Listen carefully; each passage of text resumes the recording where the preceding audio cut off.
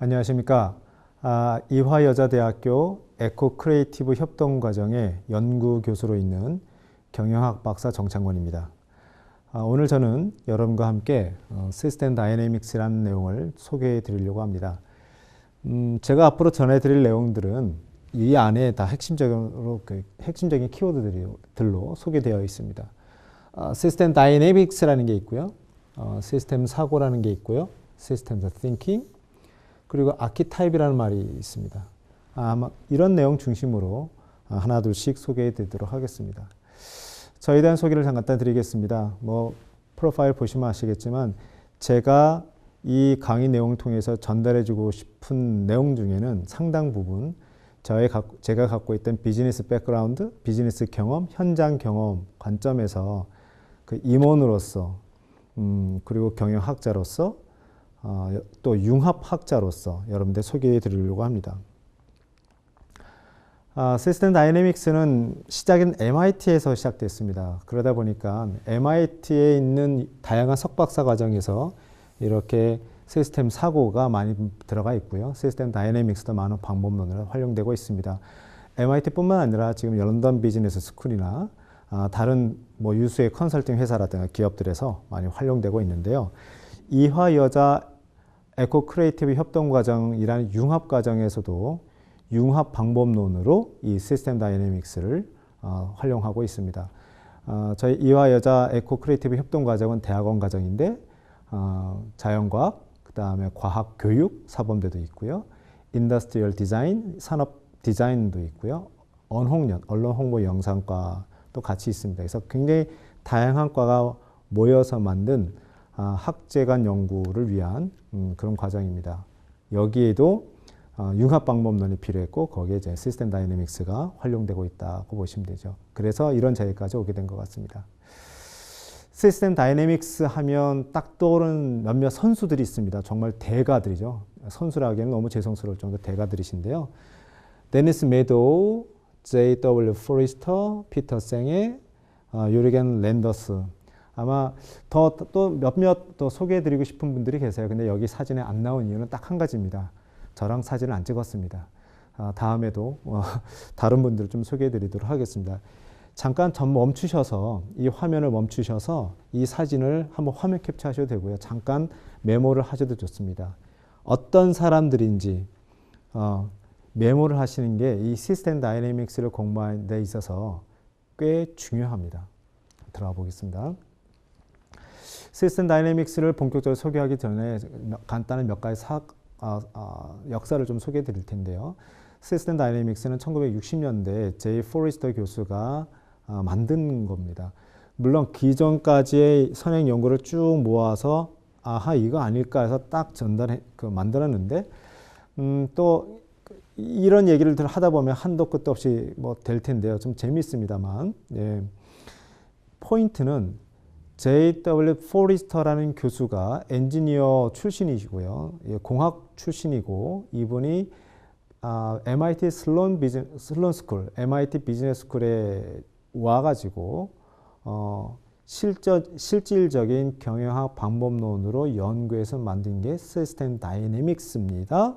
그리고 그러니까 J.W. 포리스터가 이 시스템 다이내믹스를 만들었고 완성까지 했습니다. 그래서 하나의 방법론이 어느 한 사람에 의해서 시작과 끝을 일단 마침표를 찍은 것은 거의 아마 다른 방법론에서는 찾기 힘든데요.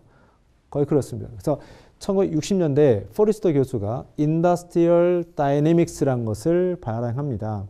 시스템 다이내믹스라는 방법론으로 산업에 적용해 보니까 말 되는구나. 이거 한번 더 큰 시스템, 어번 다이내믹스로 한번 해볼까? 적용됐습니다. 이번에 도시라는 이 시스템보다 더 큰 월드에도 적용해봤죠. 월드 다이내믹스를 적용했습니다. 그래서 또 관련된 논문을 좀 냈습니다. 이 세 개의 책만 섭렵하셔도 쭉 읽어나가셔도 시스템 다이내믹스의 핵심을 완전히 꿰뚫을 수가 있을 정도로 정말 시스템 다이내믹스의 정수라고 할 수가 있고요. 1970년대 또 메도우 부부 연구자인데요. 부부와 또 다른 두 분과 같이 해서 1972년도에 The Limits Growth라는 또 불세출의 정말 어마어마한 책을 발행합니다. 로마 클럽 보고서로도 유명한데요.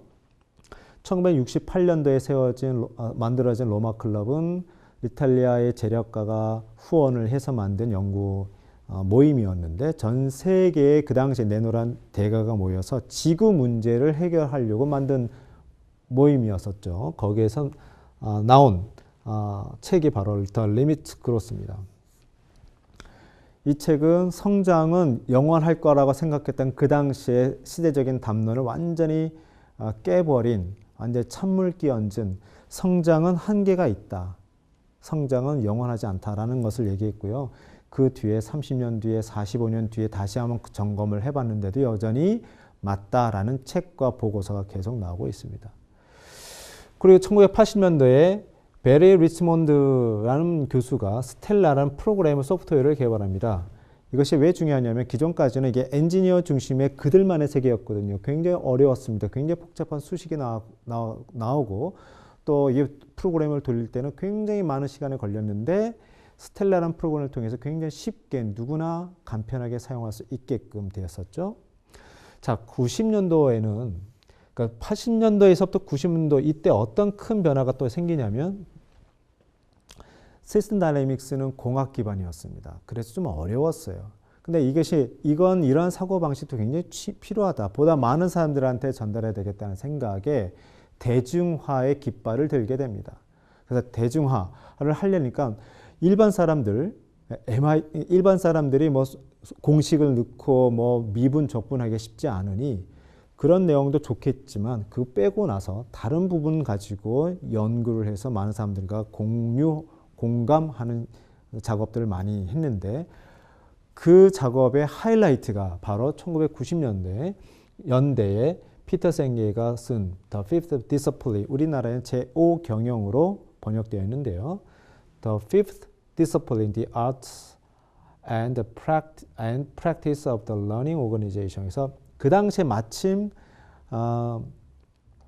학습 조직이라는 개념과 합친 훅 우리나라도 큰 인기를 끌었는데요. 사실 학습 조직이라는 개념 이전에 시스템적인 사고를 해야 된다는 그런 내용이 좀 담겨져 있습니다. 그리고 나서 더 확대를 했죠.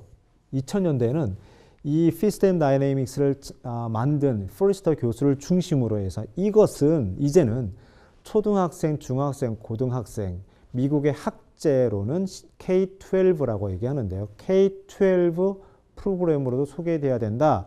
그래서 굉장히 많은 연구가 돼서 K-12 시스템 다이내믹스 프로젝트가 시작됐습니다.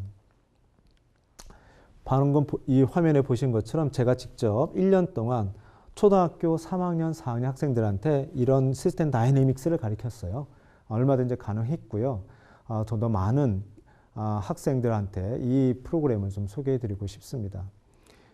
이 K-12 프로그램이 참 좋은데 왜냐하면 초심자들한테 하시는 분들한테 시스템 다이내믹스를 아주 차근차근 가르쳐 줄 수 있는 매뉴얼들이 잘 소개가 다 오픈되어 있고요. 잘 소개가 되어 있습니다. 여기 그렇죠. 커리큘럼에 가면 로드맵이라고 있는데 직접 시스템 다이내믹스를 만든 그 포리스터 교수가 직접 작성한 로드맵입니다. 시스템 다이내믹스를 배우시려면 이런 단계를 거치시는 게 좋습니다라고 얘기해 주고 있습니다. 이 정도는 보셔야 되지 않겠습니까?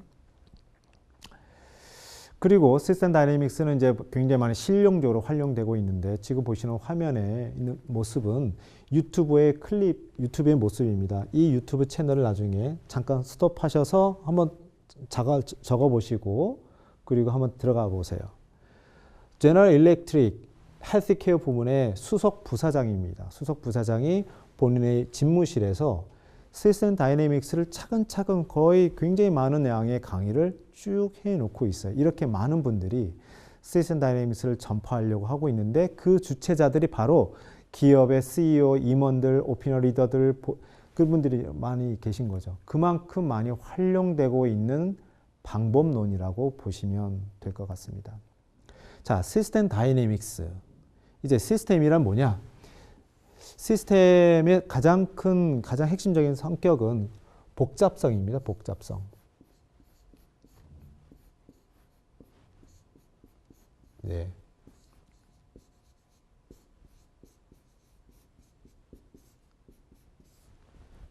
예, complexity. 그러니까 굉장히 시스템이 굉장히 복잡하게 연결되어 있다. 네, 일단은 그 정도만 생각해 주시고요.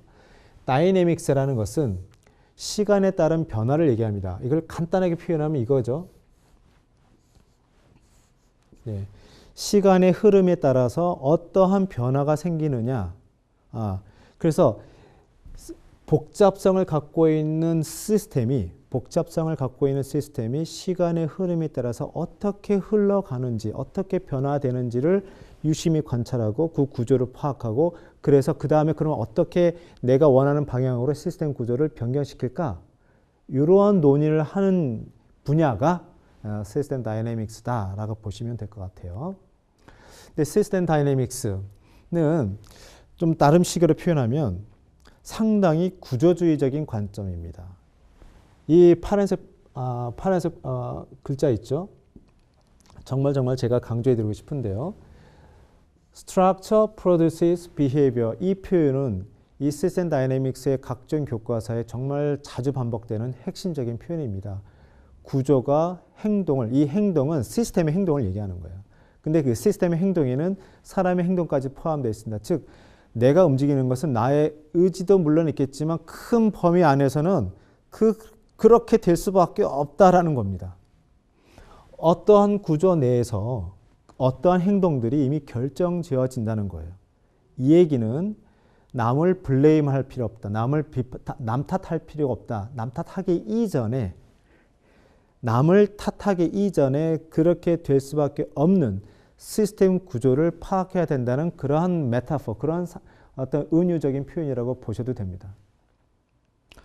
그래서 구조에는 피드백 루프가 굉장히 중요시 여기고 자기 동력을 갖는다는 뜻은 이것은 스스로 알아서 움직여요.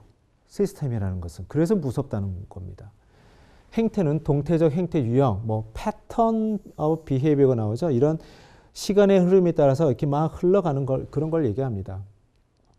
근데 우리는 이런 실제 빙산의 일각을 보고 그 밑에는 어마어마한 빙산을 보지 못하는 것처럼 시스템의 구조 내용을 잘 파악하지 못하다 보니 단선적 사고를 하게 됩니다. 그래서 A가 B한테만 영향을 줬다. 끝. 이렇게 생각한다는 거죠. 그게 아니라 다시 B가 A한테 다시 돌아오는 이런 피드백이 있는데도 불구하고 우리는 그걸 못 보고 그냥 겉으로 보는 것만 본다는 겁니다. 여기에 이런 표현이 있죠. 네. 미래 예측은 불가능하다고 생각한다. 현재는 이해의 대상이고 미래는 창조의 대상이다. 예측이라는 것은 어떤 핀포인트 찍듯이 피크 오일이 몇 년도에 딱 생길 거냐 이런 데 관심이 있는 걸 예측이라고 본다면 일단 피크 오일이 되긴 될 것이다. 그럼 앞으로 어떻게 할 거냐. 이러한 구조적인 관점에서 그 구조를 이해하고 그러면 어떻게 할 거냐. 그래서 지금부터 우리가 어떻게 해야만 피크 오일이 정점에 이르기 전까지 피해를 줄이고 고통을 좀 줄일 수 있지 않을까. 이런 고민을 하는 거죠. 그런 맥락에서 창조의 대상이라고 얘기하는 겁니다. 시스템 다이내믹스는 패턴을 연구하기 때문에 미래의 모습을 말하고 있습니다. 하지만 정확하게 예측 이것은 아닙니다. 예, 이해를 하는 거예요. 이렇게 흘러갈 수 있을 거라는 이해를 하고 그래서 지금 어떻게 할 것인가 라는 so what 이야기를 하는 거죠. 시스템 사고는 크게 시스템 다이내믹스 크게 두 가지 부문으로 나누고 있습니다. 하나가 바로 시스템 다이내믹스라고 했을 때 시뮬레이션, 모델링에 해당됩니다. 컴퓨터 프로그램에 의해서 실제 현재의 모습을 미리 재현해 보는 거죠. 컴퓨터 안에서 재현하는 겁니다. 근데 이 모델링을 통해서 만들어내는 내용 중에서 직관적인 지혜 부분만 딱 떼어내서 얘기하는 것이 바로 시스템 사고에 해당되는 거죠. 시스템 thinking. 시스템적인 관점에서 시스템을 이해하면서 시스템의 구조를 파악해서 시스템이 앞으로 어떻게 흘러갈 것인가라는 그런 시스템적인 관점, 시스템 사고를 하는 것이 시스템 사고 부분이라고 보십니다. 크게 그래서 이렇게도 표현합니다.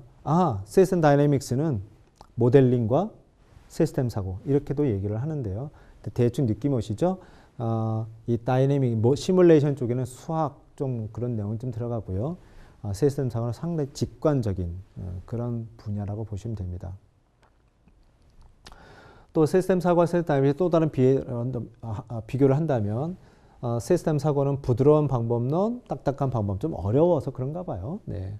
또 인과 지도 형태로 가고요. 직관적 분석하고 대중성 보다 많은 사람들이 친하죠. 예, 많은 사람들이 수학을 친하게 생각하지 않은 것처럼. 네, 딱딱한 방법론 여기에서는 스탁 앤 플로우라는 새로운 개념이 좀 들어갑니다. 스탁과 플로우, 또 컴퓨터 시뮬레이션, 전문성을 지향한다. 이래서 좀 크게 구분이 되고 있는데 우리가 하는 것은 뭐라? 예, 바로 부드러운 방법론, 소프트 메서달로지 부분 영역인 시스템 사고 중심으로 앞으로 해 나갈 거다라는 말씀을 드리려고 이렇게까지 설명을 드리고 있는 겁니다. 시스템 사고와 관련해서는 그러면 시스템 사고의 핵심 컴포넌트 요소들이 어떤 게 있느냐? 학자들마다 다양하게 얘기할 수가 있습니다. 저 나름대로의 방식이 있어요. 하지만 제 나름대로의 방식이 저만의 생각이 아니라는 걸 보여드리기 위해서 잠깐 문헌을 갖고 왔는데요. 2000년도에 시스템 다이내믹스 리뷰라는 이 시스템 다이내믹스 저널에서 임팩트 팩터가 한 1 정도 되는 그런 저널입니다. 거기서 스위니와 스터만 교수가 쓴 논문이 있습니다. 거기에 시스템 사고에 관련된 컴포넌트들을 쭉 모아보니 이런 게 있습니다라고 인벤토리라는 표현을 썼는데요. 잠깐 읽어볼게요. Behavior patterns over time. 시간에 따라서 behavior가 어떤 패턴을 갖고 있느냐. 이게 중요하다라고 얘기할 수도 있고 피드백 루프가 중요하다라고 얘기할 수도 있고 circular cause effect relations. 한 바퀴 돌아서 원인과 결과가 다시 원인이 돼서 왔다 갔다 한 바퀴 도는 거 아니냐 이런 게 중요하다고 얘기하시는 분도 계시고 아니야 그래도 시스템 사고에도 스탁과 플로우의 관계가 중요해. 시스템 사고에서 시스템 사고할 땐 타임 딜레이를 강조해야 돼 이런 분도 계시고 근데 피드백도 피드백 종류지 말이지 그 중에서도 네거티브 피드백이 중요해 이렇게 강조하시는 분도 있고 기본적으로 시스템 다이내믹스는 non-linearity, 비선형적인 관계를 얘기하기 때문에 이 비선형을 강조해야 돼 라고 얘기하시는 분도 있고요. 멘탈 모델, 사람들은 자기가 보고 싶은 것만 보기 때문에 그 멘탈 모드가 중요해 라고 얘기하는 분도 있고 구조가 중요하다는 분도 있고 seeing wholes as organizational learning, 조직의 학습 차원에서 좀 크게 보는 거 이걸 중요하게 여기는 분도 계십니다. 자, 그래서 저는 이런 내용들을 다 제가 쿠킹을 해서 나름대로 시스템 사고에 대해서 몇 가지요? 세 가지로 요약해서 시스템 다이내믹스, 시스템 사고의 핵심은 이 세 가지입니다를 제시하고 하나둘씩 소개해드리는 시간을 갖도록 해보도록 하겠습니다.